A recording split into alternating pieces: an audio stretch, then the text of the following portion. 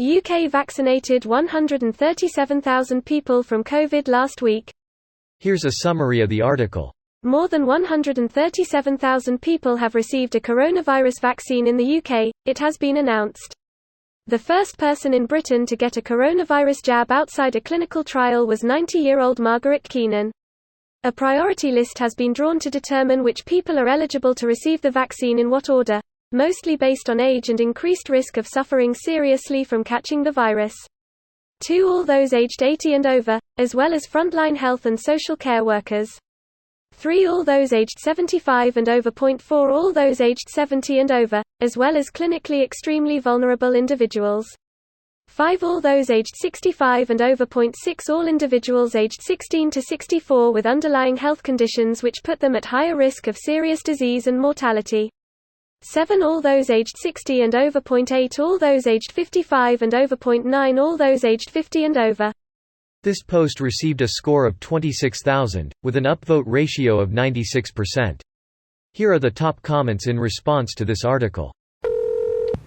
Oh damn, that's a hell of a lot more than I was expecting. Should be enough of a sample size for people to see that it's safe. And of all those injections, only 2 people had unexpected reactions, but they had issues with allergies anyways and was nothing serious. Can definitely see the majority of vulnerable people being vaccinated by spring. Greater than can definitely see the majority of vulnerable people being vaccinated by spring.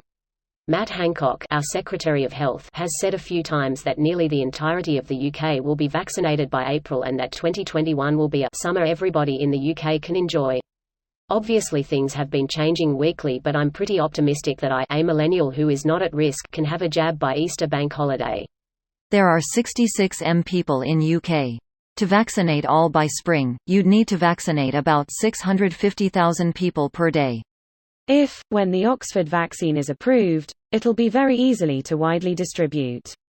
It'll store in a normal fridge for up to 5 days, which is more than enough to run distribution from a handful of regional hubs with the necessary -70 fridges.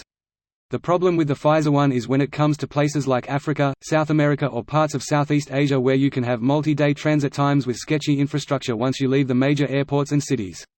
For the UK and Europe, the infrastructure needed isn't an impediment. For sure we didn't have it and we had to have a few deep chillers installed at hospitals around the country, but that's done now. There's nowhere in the UK where you are more than approximately 12 hours travel from a storage hub, which makes it very easy to ship 2 to 3 days worth of vaccine out at a time.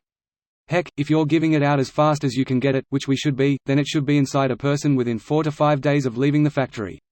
I believe the issue is that the Pfizer vaccine can only be transported 3 times.